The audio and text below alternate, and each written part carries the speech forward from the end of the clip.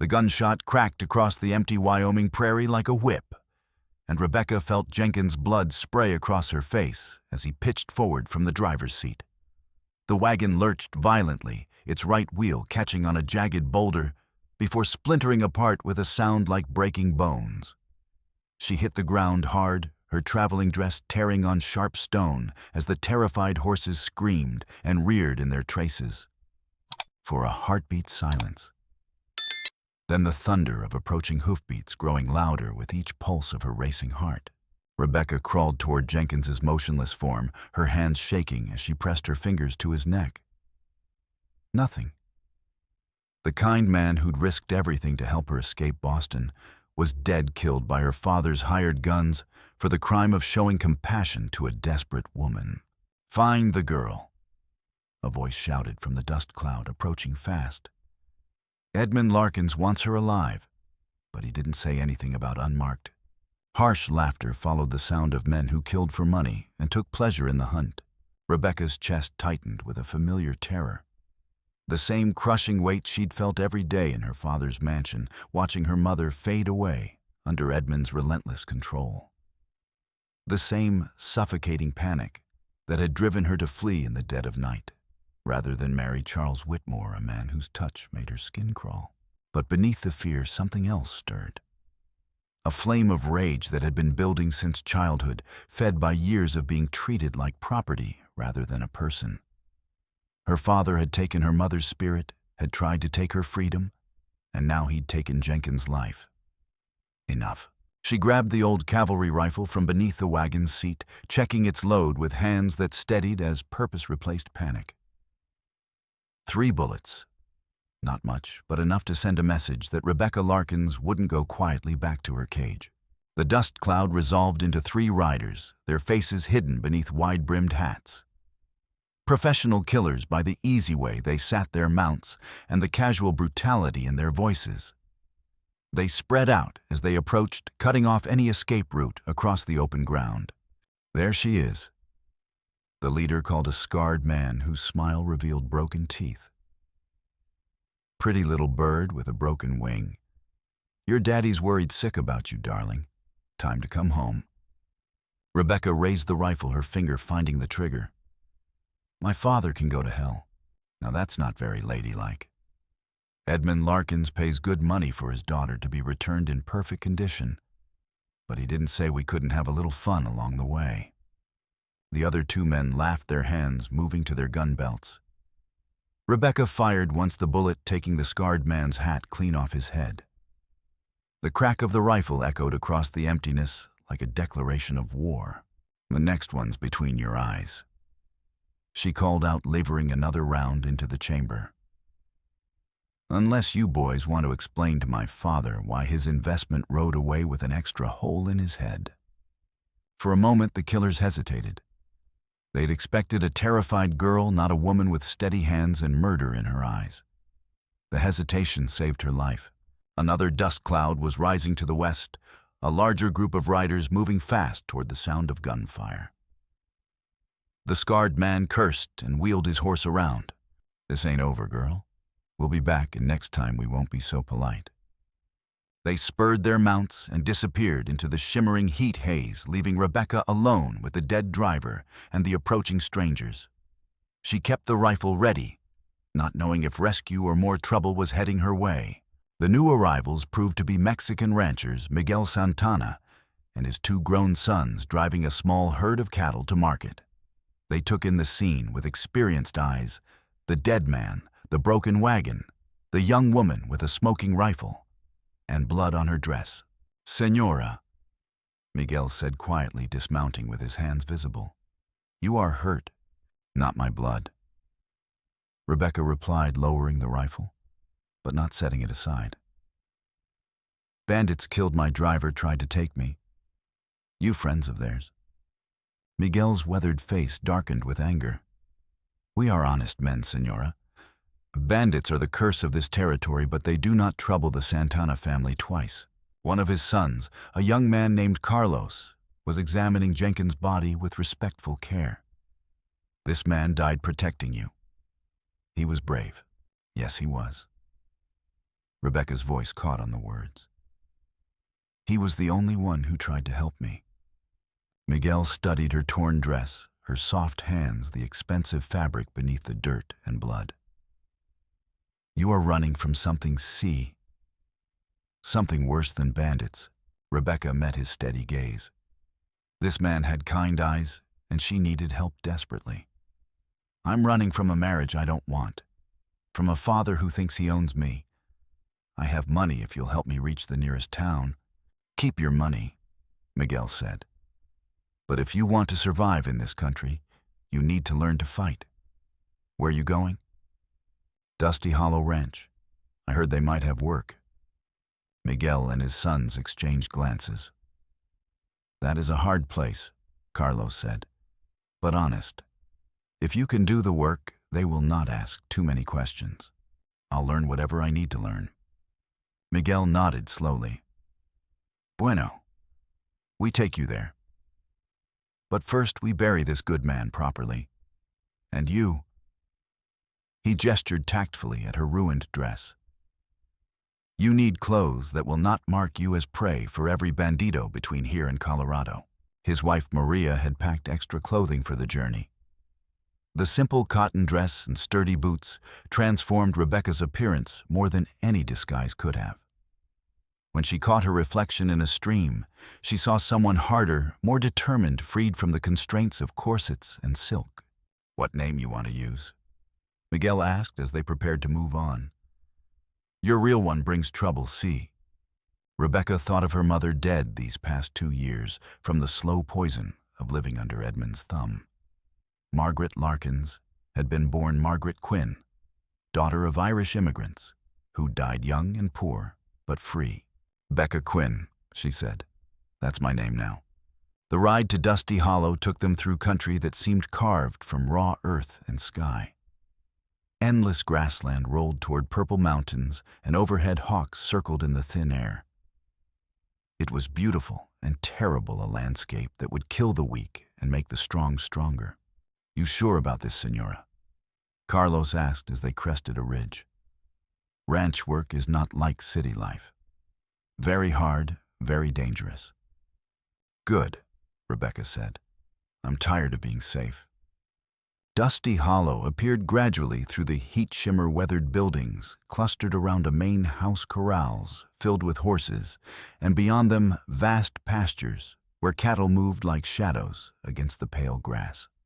But what struck her first was the man working alone near the entrance, repairing a fence with methodical precision.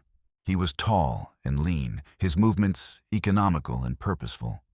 When he looked up at their approach, Rebecca found herself staring into gray eyes that seemed to hold depths of pain and hard-won wisdom. For a moment, their gazes met, and she felt something stir in her chest, not the desperate gratitude of someone seeking rescue, but something deeper and more dangerous. The man touched his hat brim in acknowledgement and returned to his work without speaking. There was something about his silence that suggested it came from choice rather than shyness, as if he'd learned that words could be weapons and preferred to keep his sheathed. That's Sam Carter, Miguel said, following her gaze. Good man, but he keeps his own counsel. Some say he has secrets. A stocky man with graying hair emerged from the main house, wiping oil-stained hands on a leather apron. His movement spoke of authority, and his sharp eyes missed nothing as he looked between Rebecca and the Santana family. Oh, Miguel. The man said, his voice carrying the easy confidence of someone used to making quick decisions. What brings you by, and who's the lady? Found her on the trail, Clay. Bandits killed her driver, but she fought them off. Says she's looking for work. Clay Morrison studied Rebecca with calculating eyes, taking in her simple dress, her calloused hands, where she'd gripped the rifle, the stubborn set of her jaw that spoke of Irish determination. Can you work cattle? He asked bluntly. I can learn. Can you take orders? From someone who's earned the right to give them. Clay's mouth quirked in what might have been a smile. Fair enough. What's your name? Becca Quinn. Well, Becca Quinn, we'll see what you're made of. Work starts before dawn, and if you can't keep up, you're gone. We don't coddle anyone here, male or female. As Rebecca shouldered her small bag and followed Clay toward the bunkhouse, she felt eyes watching her from every shadow. Ranch hands emerged from barns and corrals, their faces showing curiosity, skepticism, and in some cases, outright hostility.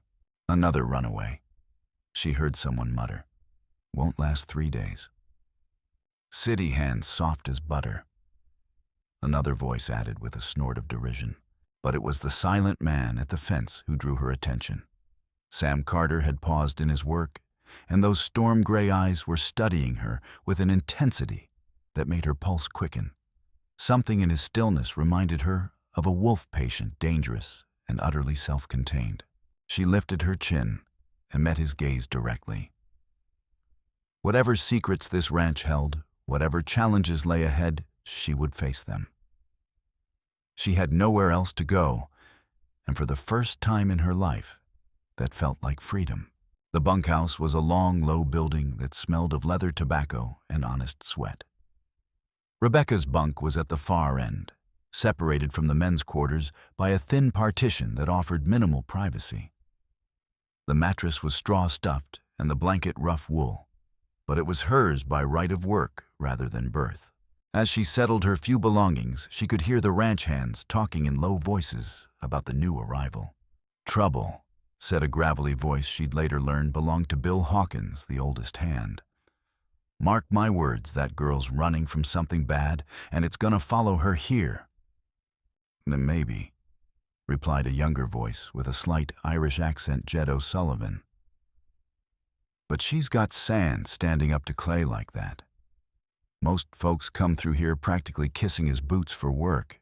Sand don't count for much when you're trying to brand a 2,000-pound bull," said Tom Fletcher, Clay's segundo. "We'll see how tough she is when the real work starts." A woman's voice cut through the discussion, sharp, practical, and uncompromising.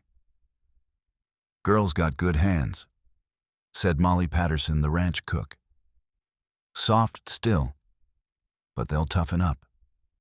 Besides, we could use another pair what with Roundup coming. You getting sentimental in your old age, Molly?" Bill asked with rare humor. "I'm getting practical, you old buzzard. And I was breaking horses before you learned to walk, so don't you old age me." Rebecca smiled despite her exhaustion. These people were rough, suspicious, and probably dangerous. But they were also honest in a way she'd never experienced. There were no hidden agendas here, no polite lies wrapped in silk and delivered with false smiles. Just hard work, fair pay, and the kind of respect that had to be earned rather than inherited. For the first time in 20 years, she felt like she might be home.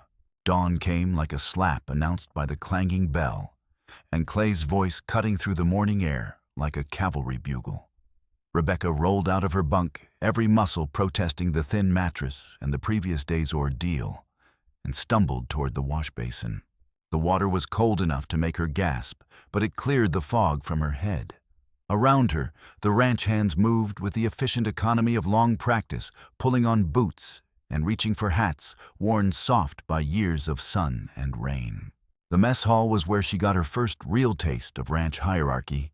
Molly Patterson ruled the kitchen like a general commanding an army, her steel-gray hair pulled back in a severe bun, and her arms showing the corded muscle of someone who'd spent decades wielding cast-iron pans and 50-pound sacks of flour. "You're the new girl," Molly said, ladling beans and salt pork onto Rebecca's plate. It wasn't a question. "Yes, ma'am." "Don't ma'am me, girl. I work for a living same as you. Call me Molly." Her eyes were sharp as she studied Rebecca's face. "You ever done ranch work before?" "No." Honest answer. "Good. Liars don't last long out here." Molly's expression softened slightly. "You'll make mistakes. We all did when we started. But if you work hard and keep your ears open, you'll learn. Cause trouble or put on airs, and you'll find yourself eating dust instead of my biscuits." Rebecca found a seat at the end of one of the long tables where she could observe the other hands without being too obvious about it. The ranch employed 8 full-time workers, plus Molly, each with their own story written in scars, calloused hands, and the careful way they watched the world. Tom Fletcher sat at Clay's right hand, a red-haired man in his 30s, whose easy authority marked him as second in command. Jed O'Sullivan was younger, with quick green eyes, and the lean build of someone who'd grown up hungry. Bill Hawkins was the oldest, his face weathered like old leather, and his hands gnarled from decades of rope work. There was Rodrigo Morales, whose dark eyes missed nothing, and whose gentle way with horses had already earned Rebecca's respect. Dutch Vanderberg, a massive man who spoke little, but worked like three normal men. And Jake Morrison, Clay's nephew, barely 18, but already showing the kind of steady competence that made good foremen. Sam Carter was nowhere to be seen. "Where's Sam?" Tom asked Clay as they finished eating. "Eek north section checking the water holes. Found tracks yesterday, looks like rustlers are testing our boundaries again." "Want me to send someone to back him up?" "Sam can handle himself. But keep the new girl close today. I want to see what she's made of before we turn her loose with the cattle." Rebecca bristled at being discussed like she wasn't there, but she held her tongue. These men didn't know her yet, and in their position, she'd probably be just as cautious about a soft-handed stranger. After breakfast, Clay assigned her to help Jed with the horses. It seemed simple enough, mucking stalls, filling water troughs, distributing hay. But Rebecca quickly discovered that nothing about ranch work was simple or safe. The horses were bigger than she'd expected, their hooves capable of crushing bone, and their teeth sharp enough to take off fingers. They sensed her inexperience and tested her accordingly, one gelding trying to pin her against the stall wall, while another attempted to bite her shoulder. "Easy there, Thunder," Jed said, grabbing the gelding's halter.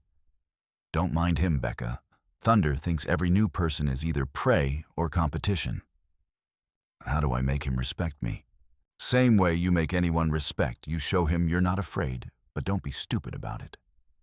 Horses can smell fear, but they also know the difference between confidence and foolishness."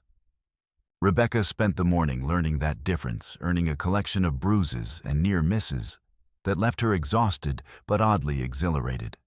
By noon, she was moving through the barn with something approaching competence, and Thunder had stopped trying to kill her. "You're picking it up faster than most," Jed admitted as they broke for the midday meal. "Most city folks take weeks to stop flinching every time a horse looks at them sideways." "I had good teachers," Rebecca said, meaning it.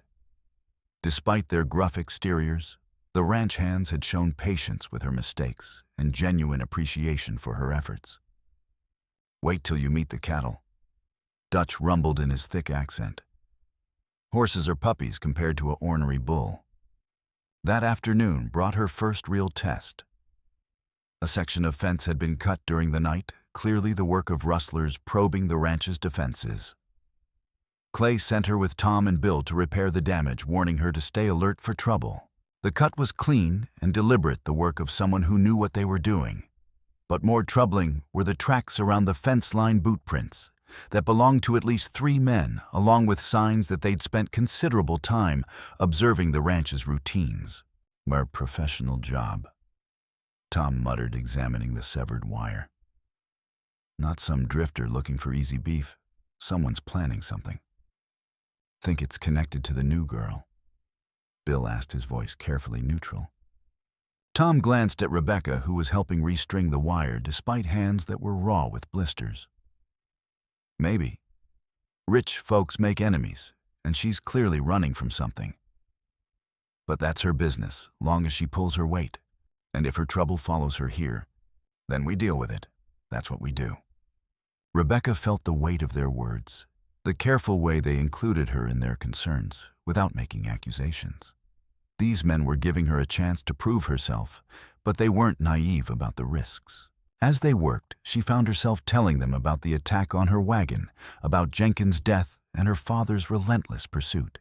She didn't mention Edmund Larkins by name, but she painted a clear picture of a powerful man who wouldn't accept his daughter's defiance. "Men like that don't give up easy," Bill said when she finished. "They got too much pride to let anyone, even family, tell them no. Then he'll have to learn that some things can't be bought or bullied." Rebecca replied, her voice harder than she'd intended. Tom grinned. That's the spirit. Just remember, when the trouble comes, and it will come, we stand together. Nobody fights alone at Dusty Hollow. That evening, as Rebecca soaked her blistered hands in salt water, she reflected on the day's lessons. She was learning more than just ranch work. She was learning what it meant to be part of something larger than herself, something built on mutual respect and shared sacrifice. For the first time in her life, she felt like she belonged somewhere, not because of her name or her father's money, but because of what she could contribute with her own hands and heart. Outside, she could hear the sound of a guitar and voices singing in Spanish as Rodrigo entertained the other hands with songs from his homeland. The melody was sad and beautiful, speaking of loss and hope in equal measure. Tomorrow would bring new challenges, new tests of her resolve. But tonight, lying in her narrow bunk and listening to the sound of honest men unwinding after honest work, Rebecca Quinn felt more at peace than she had in years. She was no longer Edmund Larkins' daughter. She was becoming someone new, someone stronger, someone who belonged in this hard, beautiful country. The first serious trouble came a week later during the annual spring roundup. Rebecca had proven herself capable of basic ranch work, earning grudging acceptance from even the most skeptical hands. But roundup was different. It was dangerous, exhausting work that tested every skill a cowhand possessed. The day started before dawn with Molly's breakfast and Clay's briefing. They would be gathering cattle from the north section, checking for strays and predator damage, before moving the herd to better grazing.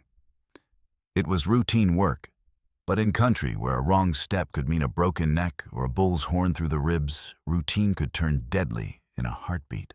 Stay close to Jed, Clay told Rebecca as they saddled their horses in the pre-dawn darkness.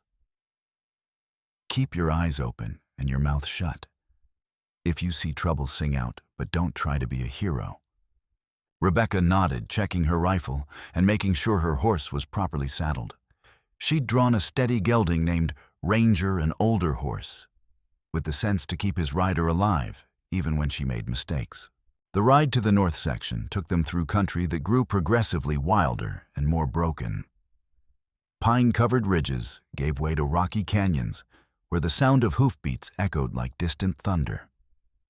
It was beautiful country, but it was also the kind of place where rustlers and predators could disappear like smoke. They found the first signs of trouble at Cedar Springs, where the cattle should have been gathered around the waterhole. Instead, the area was empty, except for buzzards circling overhead and the sweet, sick smell of death on the wind. Jesus, Tom breathed, reining in his horse. What the hell happened here? The answer was written in blood and scattered bones. Someone had slaughtered nearly a dozen head of cattle, taking only the choice cuts and leaving the rest to rot. It was wasteful, deliberate destruction that spoke more of intimidation than hunger. Rustlers don't work like this, Clay said grimly. This is something else. Sam Carter appeared as if materializing from the rocks themselves, his horse moving silently through the trees. Rebecca's pulse quickened at the sight of him. She'd seen little of the mysterious ranch hand since her arrival, but his presence always affected her in ways she didn't fully understand. How long? Clay asked without preamble. 2 days, maybe 3. Sam replied, dismounting to examine the carnage more closely. Professional job. They knew exactly what they were doing. Trying to send a message, or draw us out, could be a trap. As if summoned by his words, the crack of a rifle echoed across the canyon. The bullet struck the rock inches from Rebecca's head, sending stone chips flying. Her horse reared in panic, nearly unseating her before she regained control.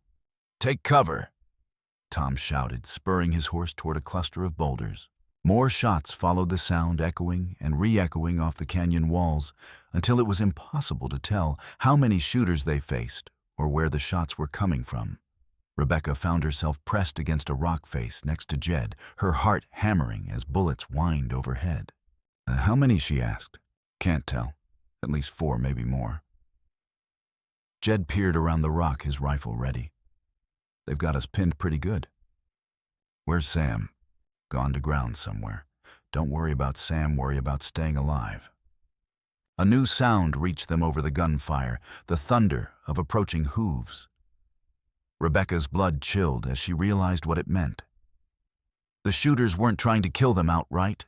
They were herding them, driving them toward another group of attackers. "No, we need to move," she said. "They're trying to trap us. Where can we go? They've got the high ground." Rebecca studied the terrain with eyes that had learned to see like a hunted animal. There, a narrow draw that led deeper into the canyon. It looked like a dead end, but she could see where flash floods had carved a hidden passage through the rock. "That way," she said, pointing to the draw. "There's a way through." "You sure? Sure enough to bet my life on it." Jed grinned fiercely. "Good enough for me." "Tom, Clay, we're moving to the draw." What followed was a running fight through terrain that would have challenged mountain goats. They leaped from rock to rock, their horses picking their way through stone mazes while bullets chipped at their heels. Rebecca found herself thinking with crystalline clarity, every sense heightened by mortal danger. The passage she'd spotted proved real, a narrow crack barely wide enough for a horse, but it led to a hidden valley where they could regroup and tend their wounded. Dutch had taken a bullet through the shoulder, and Jake was bleeding from a scalp wound that looked worse than it was. "Nice work," Clay said, binding Dutch's wound with strips torn from his shirt. That was sharp eyes and clear thinking. "Where's Sam?" Rebecca asked, looking around the group. "He'll turn up," Tom said confidently. "Sam's got more lives than a cat and twice the sense."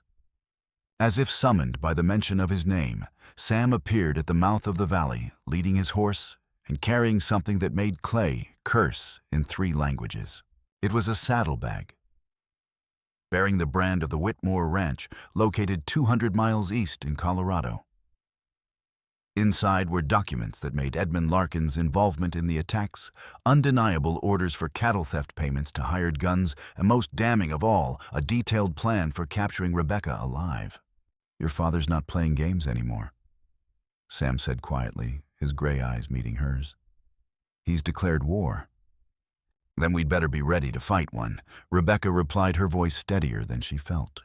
The real battle was just beginning. That night, as they made camp in the hidden valley, Rebecca found herself unable to sleep. The attack had been a clear escalation, and she knew worse was coming.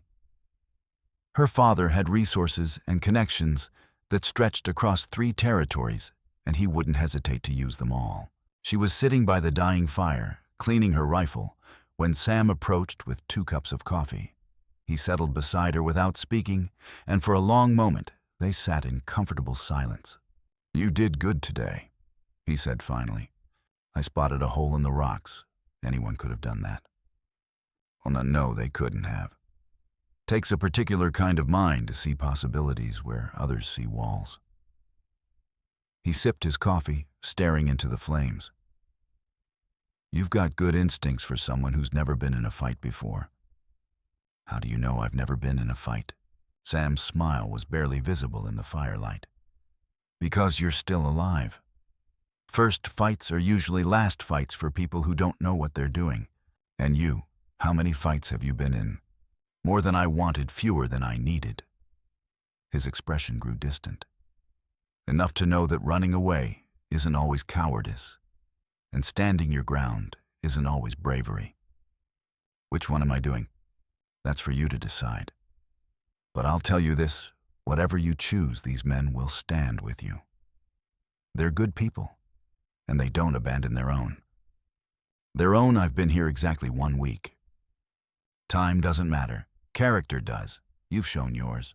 Rebecca felt warmth spread through her chest that had nothing to do with the coffee. "Thank you." "For what?" "For giving me a chance. For seeing something in me worth defending." Sam's gray eyes met hers, and she saw something in their depth that made her breath catch.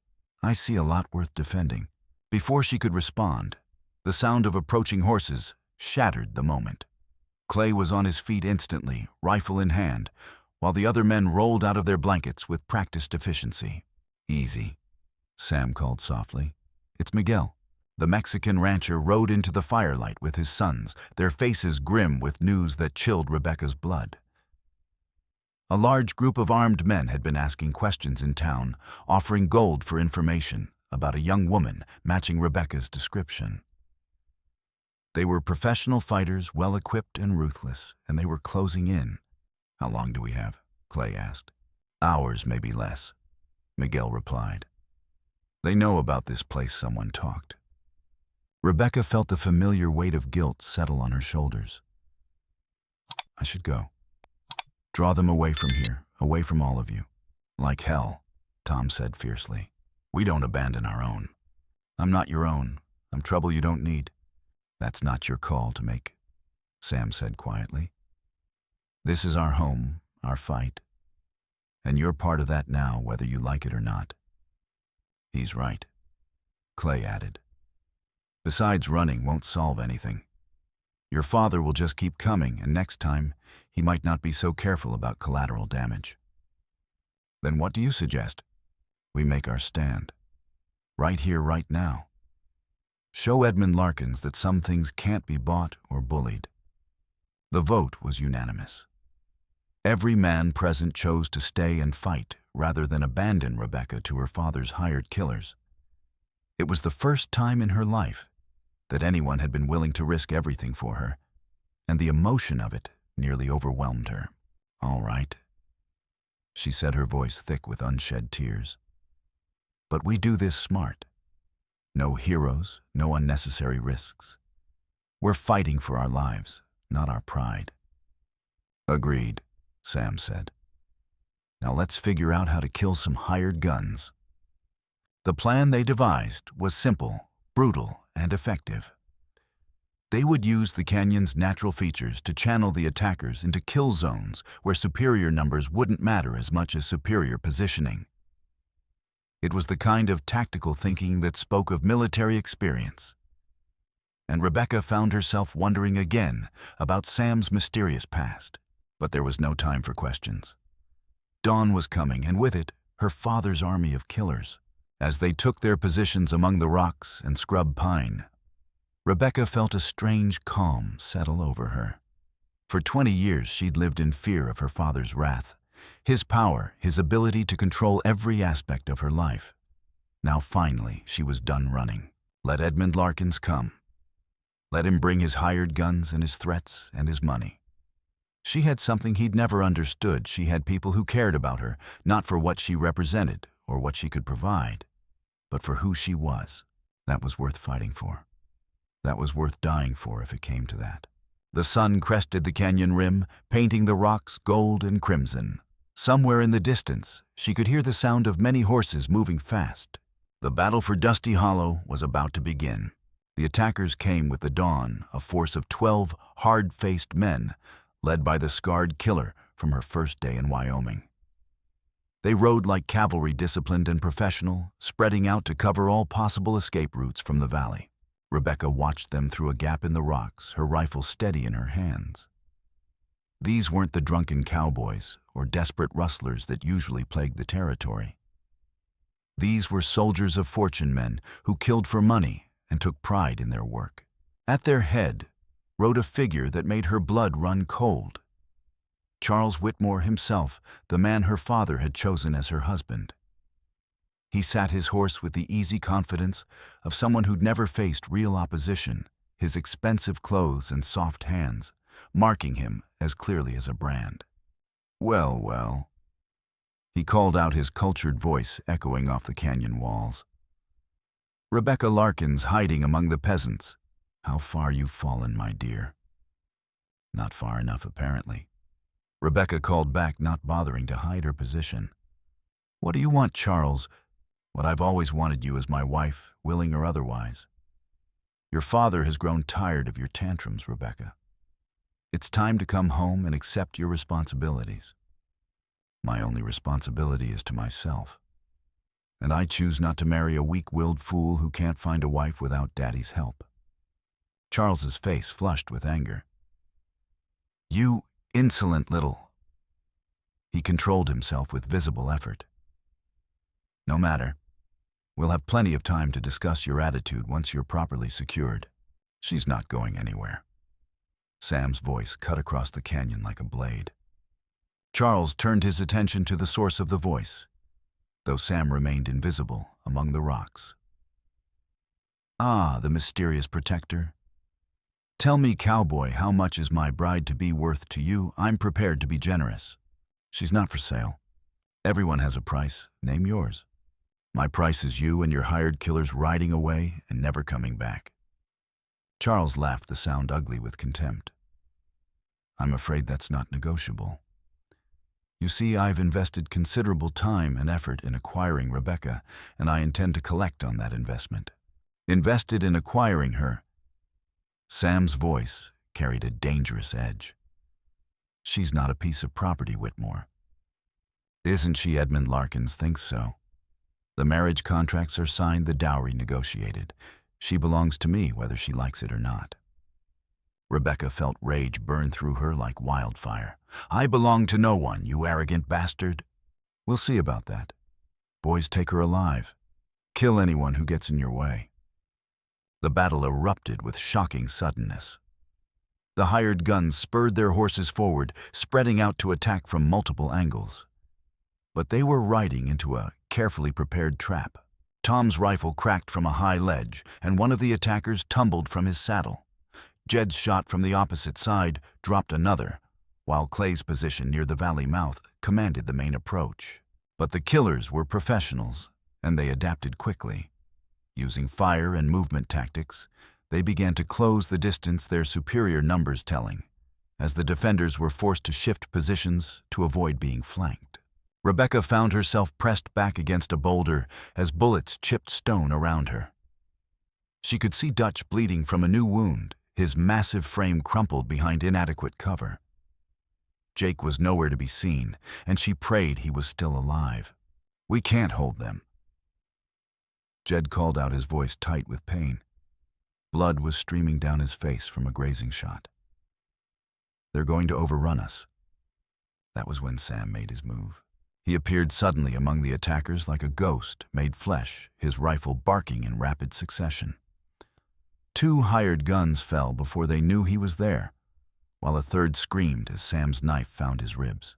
But there were too many of them, and even Sam's deadly skills couldn't overcome the odds. Rebecca watched in horror as 3 men converged on his position, their weapons aimed at his back. Without thinking, she broke from cover, her rifle blazing as she charged across the open ground. Her first shot took down one attacker, her second wounded another, but then her rifle clicked empty, and she was in the middle of a swirling melee, with no time to reload. A hired gun's pistol swung toward her head. She ducked under the blow, grabbing his wrist and driving her knee into his groin. He doubled over, and she smashed the rifle butt into his skull, dropping him like a stone.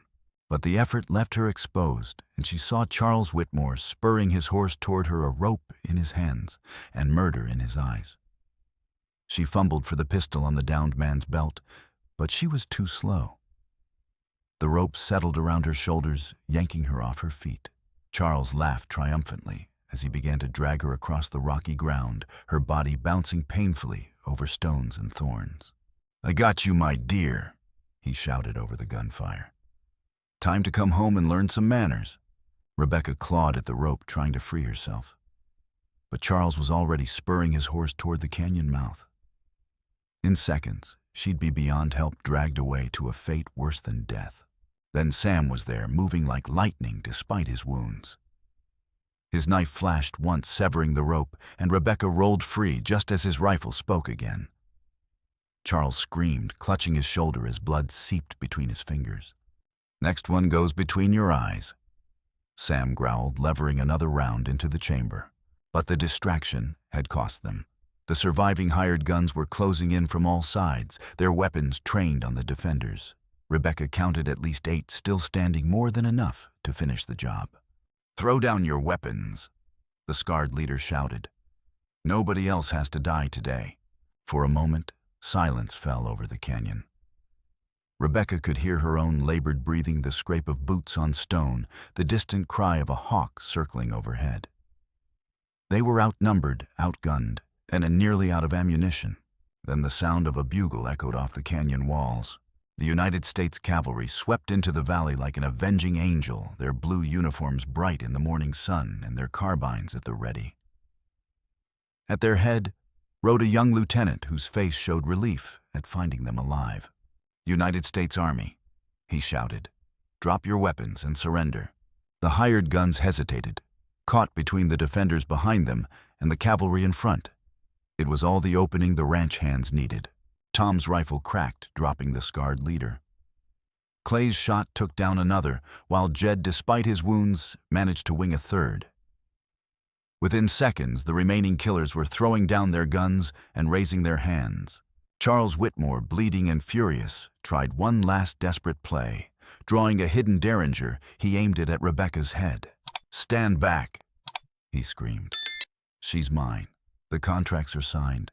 The contracts are worthless," the cavalry lieutenant said calmly, dismounting with a folder of official papers. "Charles Whitmore, you're under arrest for kidnapping conspiracy and attempted murder. You can't arrest me. Do you know who I am? A criminal," Sam said simply, his rifle still trained on Whitmore's chest. "Drop the gun, or I'll drop you." For a moment, madness flickered in Charles's eyes. Then, with a snarl of rage, he threw the derringer aside and slumped in defeat. As the cavalry took the prisoners into custody, Rebecca found herself surrounded by her friends from the ranch. They were battered and bloody, but they were alive. And that was what mattered. "How?" she asked the lieutenant. "How did you know to come?" "We received a telegram 3 days ago from someone claiming to have information about a criminal conspiracy involving kidnapping and murder. When we investigated, we found evidence of a coordinated attack on American citizens by hired killers." Rebecca looked at Sam, whose gray eyes held secrets she was only beginning to understand. "You knew this was coming." "I suspected. Men like your father don't give up easy, and they don't like to lose face. I sent word to Fort Laramie as soon as the attack started escalating." "You were in the Army," she said. It wasn't a question. "A long time ago." "What rank?" Sam's smile was rueful. "Major, cavalry." But that was another life. Before Rebecca could ask more questions, a commotion near the canyon mouth drew their attention. A small group of riders was approaching under a white flag, led by a man whose expensive clothes and arrogant bearing marked him as clearly as a brand.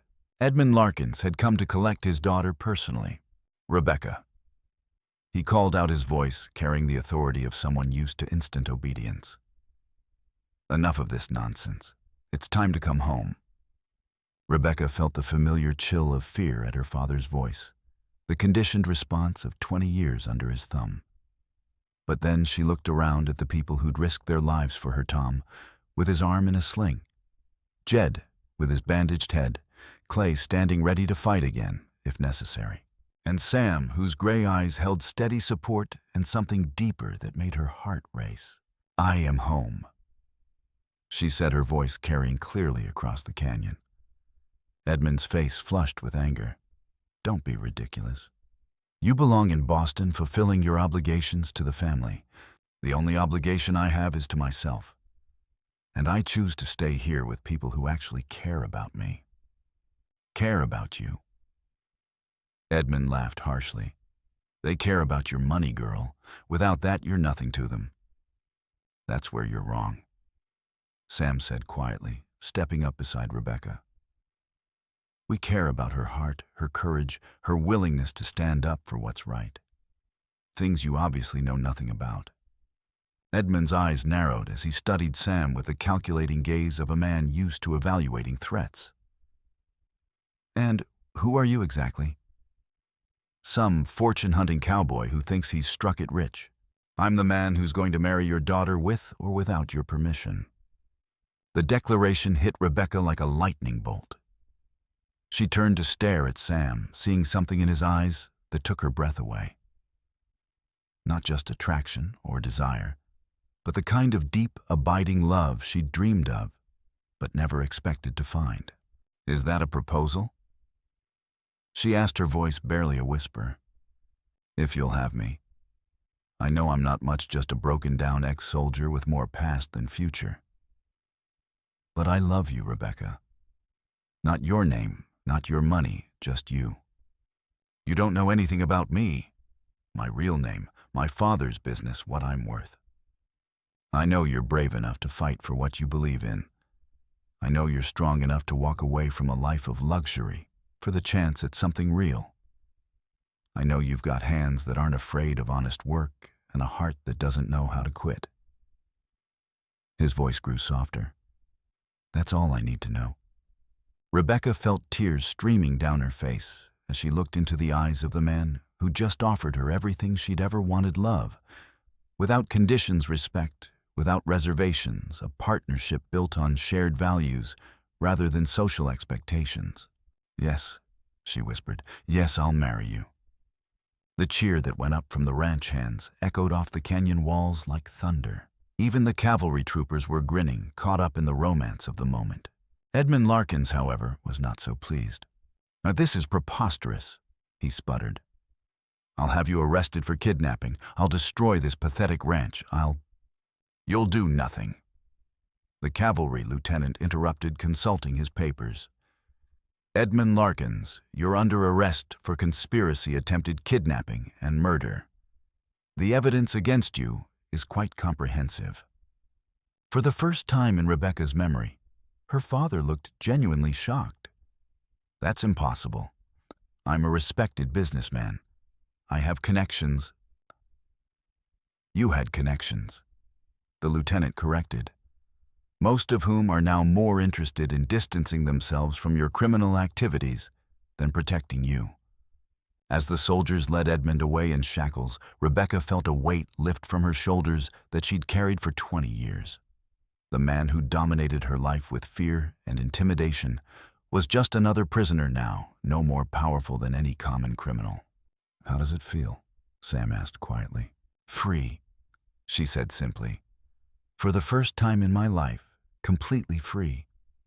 But their troubles weren't over yet. Even as they celebrated their victory, a new crisis was developing that would test their resolve in ways none of them had imagined. The crisis came 3 days later during the worst storm in Wyoming Territory's recorded history. Rebecca had spent those 3 days helping tend the wounded and learning more about the man she'd agreed to marry. Sam's past was slowly coming into focus, a career military officer from a wealthy Boston family driven west by betrayal and heartbreak, seeking anonymity in the vast emptiness of the frontier. Sarah Mitchell. He'd finally told her, his voice heavy with old pain. We were engaged, planning a life together. Then I discovered she was working with my best friend to steal my family's fortune. They had it all planned out, marriage a convenient accident, and my inheritance split between them. What did you do? I stopped them. Had them arrested, testified at their trial. But it broke something inside me. The woman I loved had seen me as nothing but a means to an end, and the man I trusted as a brother had been planning my murder. So you came west. I ran away, if we're being honest. Resigned my commission, changed my name, tried to disappear. Thought if I could just be nobody special, I'd never have to worry about people's motives again. But you are somebody special, Rebecca had said, taking his hand. Not because of your family's money or your military rank, but because of who you are inside. Now, as the storm raged outside their shelter, Rebecca reflected on how much their lives had changed in just a few days. The wounded were healing, the prisoners had been transported to territorial prison, and she and Sam were planning a wedding that would unite not just two people, but two very different worlds. The storm had begun as a typical spring thunderstorm, but it had quickly escalated into something far more dangerous. Lightning cracked like artillery fire, while wind howled through the canyon with enough force to uproot trees. Worst of all, the rain was coming down in torrents that threatened to flood the valley floor. We need to move to higher ground, Clay announced, studying the rising water with experienced eyes. This whole area is going to be underwater within the hour. They'd taken shelter in an abandoned mine shaft, carved into the canyon wall, But even there, they weren't safe. Water was beginning to seep through cracks in the rock, and they could hear the ominous rumble of boulders being moved by the flood below. What about the horses? Jed asked, his voice tight with concern. They're on their own, Sam replied grimly. We can't risk going after them in this weather. And if we lose them, we walk out. It's better than drowning. That was when they heard the scream. It came from deeper in the mine, a sound of pure terror that cut through the storm's fury like a knife. Without hesitation, Sam grabbed his rifle and headed toward the sound with Rebecca and Tom close behind. What they found made Rebecca's blood run cold. Bill Hawkins, the oldest and most experienced ranch hand, was pinned beneath a massive boulder that had been dislodged by the flooding. His face was gray with pain, and blood was pooling beneath the stone. I can't feel my legs, he gasped. Sam and Tom immediately began trying to move the boulder, but it was hopeless. The stone weighed at least a ton, and they had no leverage to shift it. We need more men, Tom said desperately. No time, Sam replied, studying the situation with tactical precision.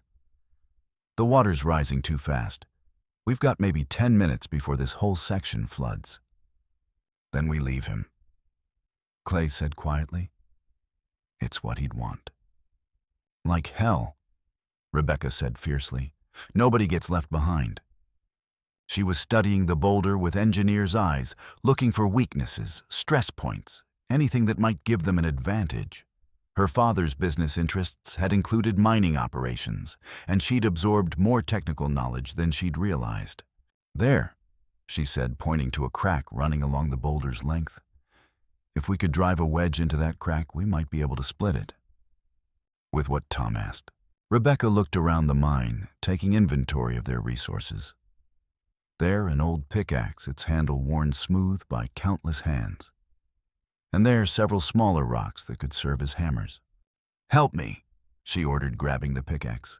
What followed was the most desperate race against time of Rebecca's life. While Sam and Tom worked to position the pickaxe blade in the crack, she and the others hammered with everything they had, driving the wedge deeper with each blow. The water continued to rise, reaching Bill's chest and threatening to drown him before they could free his legs. Worse, they could hear the groaning of stressed stone overhead, and the mine was beginning to collapse. It's working, Tom shouted over the noise. The crack's spreading. Rebecca redoubled her efforts, her hands bleeding from gripping the rough stone hammers. Around her, the other ranch hands worked with the desperate intensity of men fighting for their friend's life. With a sound like breaking thunder, the boulder split in half. The two pieces shifted, creating just enough space for them to drag Bill free. He was unconscious from blood loss and shock, but he was breathing. Can you carry him? Rebecca asked Sam. If I have to crawl on my belly, I'll get him out of here. They formed a human chain to evacuate the injured man, fighting their way through rising water and falling debris. Behind them, the mine collapsed with a roar that shook the entire canyon. But they made it. All of them alive and relatively intact, huddled on a high ledge while the storm raged below. Bill would lose the use of his legs, but he would live. And more importantly, they'd face the crisis together as a team, as a family. Not bad for a city girl, Clay said with grudging admiration as Rebecca bandaged Bill's wounds with strips torn from her shirt. Not bad for anybody. Sam corrected his gray eyes, warm with pride. That was the finest piece of problem-solving I've ever seen. Rebecca felt the familiar warmth spread through her chest. But this time, it wasn't just personal satisfaction. It was the deep contentment that came from being part of something larger than herself, from knowing that her skills and courage had made a real difference. As dawn broke over the flooded canyon, painting the sky in shades of gold and pink, she realized that she'd found more than just freedom in Wyoming. She'd found her calling, her purpose, her home. And the man she loved was beside her, ready to share it all. The wedding took place 3 weeks later on the first clear Sunday after the storm. The entire territory seemed to be in attendance, from neighboring ranchers to cavalry officers from Fort Laramie. Even some former acquaintances from Boston had made the journey west, drawn by curiosity about the heiress who'd chosen love over money. Rebecca wore her mother's wedding dress, carefully altered to fit her stronger frame, and to hide the calluses and scars that marked her transformation from pampered socialite to working rancher. The simple gold band Sam placed on her finger was worth more to her than all the diamonds her father had ever bought. Do you, Samuel Carter, take Rebecca to be your wife, to love and honor in prosperity and hardship, in sickness and health, as long as you both shall live? I do, Sam said, his voice steady and sure. Do you, Rebecca Quinn, take Samuel to be your husband, to love and honor in prosperity and hardship, in sickness and health, as long as you both shall live? Rebecca had legally changed her name, shedding the last connection to her father's world. She was no longer Rebecca Larkins' dutiful daughter and pawn in a powerful man's games.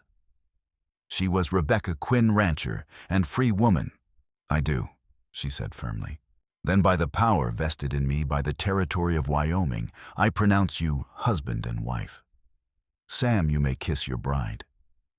The kiss was gentle and sweet, full of promise for the future they would build together. As they broke apart, the crowd erupted in cheers, and someone fired rifles into the air in celebration. The reception continued into the evening with music, dancing, and enough food to feed a small army. Molly had outdone herself preparing dishes that ranged from frontier staples to delicacies that wouldn't have been out of place at a Boston society gathering. But the real celebration wasn't in the fancy food or elaborate decorations. It was in the way the entire community had come together to mark the union of two people who'd found love in the most unlikely circumstances. Any regrets? Sam asked as they stole away from the crowd for a moment alone. About leaving Boston, none. About facing down killers and criminals, none. About marrying a stubborn ex-cavalry officer with trust issues, none. I don't have trust issues anymore, Sam protested.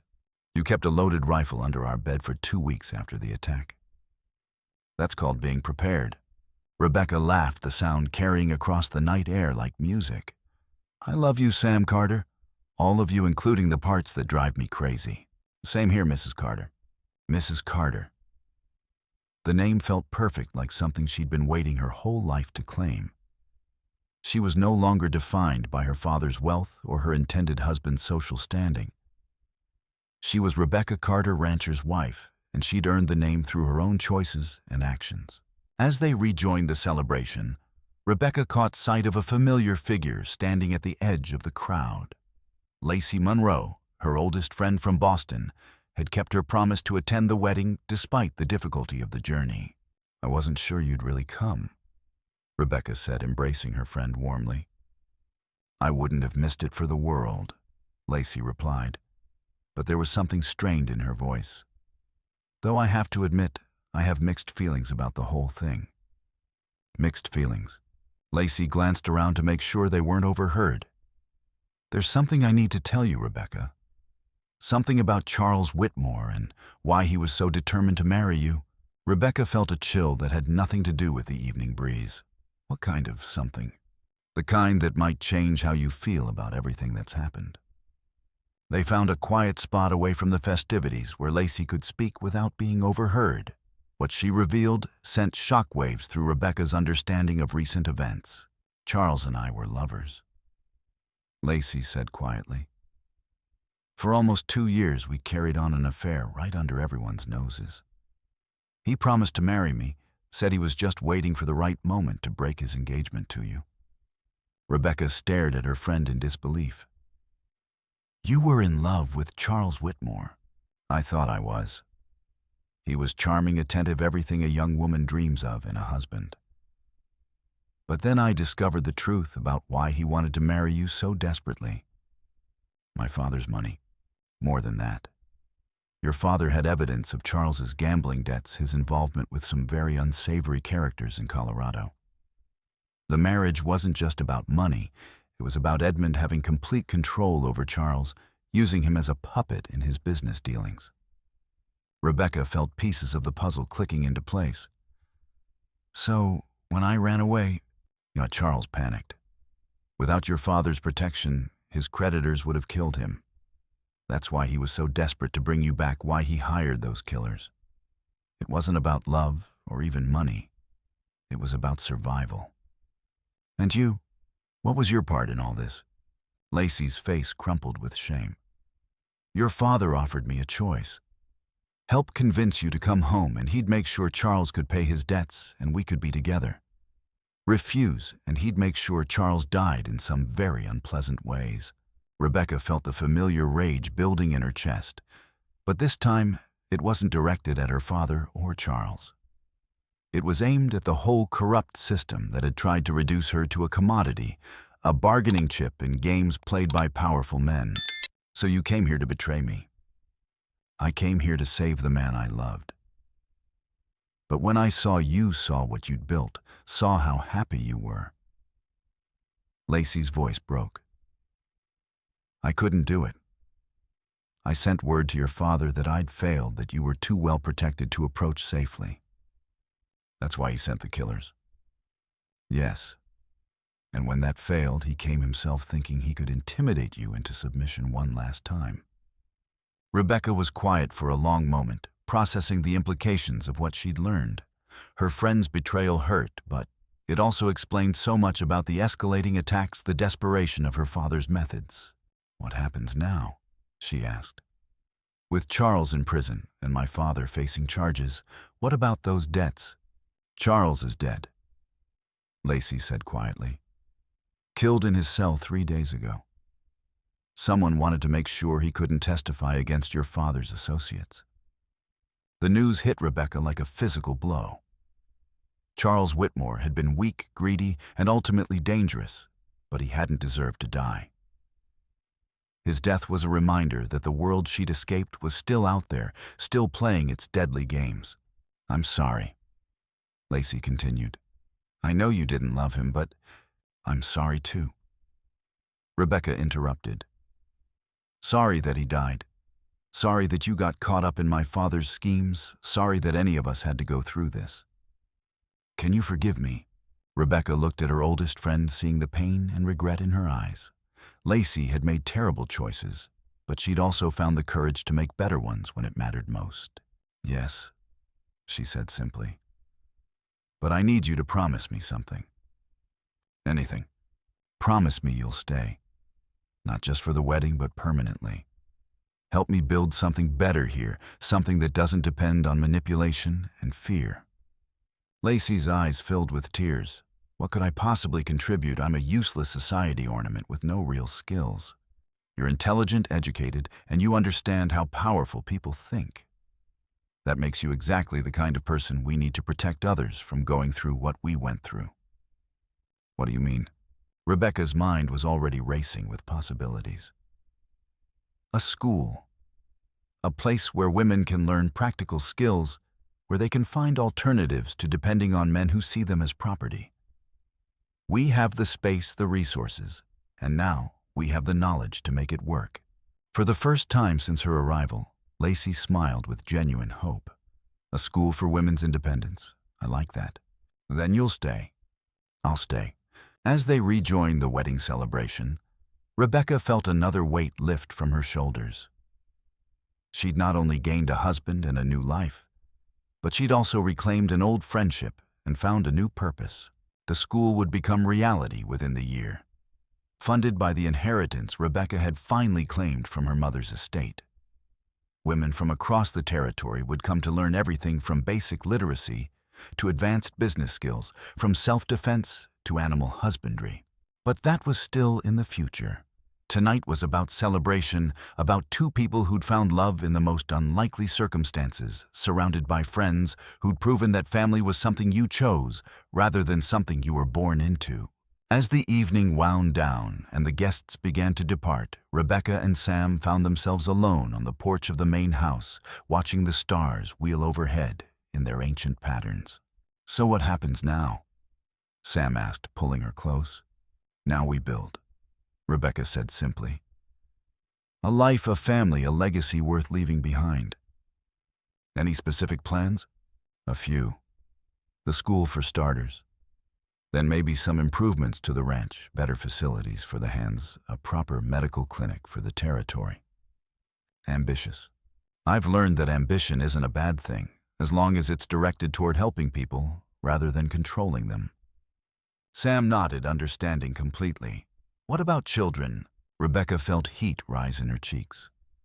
I think that can be arranged. Their first child, a daughter, would be born the following spring. She would grow up free and wild, learning to ride before she could walk properly, speaking Spanish with Rodrigo and tactical theory with her father. She would never know what it meant to be treated as property, never experience the suffocating weight of other people's expectations. Their son would follow 2 years later, then another daughter each child, adding to the growing sense of family that had taken root at Dusty Hollow Ranch. The children would play with the offspring of the other ranch hands, creating bonds that transcended traditional social boundaries. But all of that was still in the future. Tonight was about the present, about two people who'd found each other against all odds and chosen to build something beautiful together. I love you, Rebecca Carter. Sam said, his voice soft in the darkness. I love you too, Samuel Carter. More than I ever thought possible. They sat in comfortable silence, listening to the night sounds of the prairie, the distant call of coyotes, the rustle of wind through grass, the gentle lowing of cattle settling down for the night. It was the sound of home, of peace, of a life well chosen. In the distance, the lights of the bunkhouse were going out one by one as the ranch hands settled in for the night. These men who'd risked their lives for a stranger had become her family, her brothers, in all but blood. Tom, now Clay's official second in command, was planning to marry a schoolteacher from Cheyenne and bring her to the ranch. Jed had his eye on a section of land to the north, dreaming of starting his own small operation. Even surly Bill, despite his injuries, had found new purpose in training young horses that didn't require a rider's full mobility. Dutch had taken over much of the heavy construction work, his massive frame perfect for the building projects that seemed to spring up weekly around the ranch. Jake Morrison was proving himself a natural leader, already being groomed to take over more responsibility. Rodrigo had become more than just a horse trainer. He was the ranch's unofficial diplomat to the growing Mexican community in the territory, helping to build bridges between cultures that had often been at odds. And Molly continued to rule her kitchen with an iron hand, though she'd mellowed considerably since Rebecca's arrival.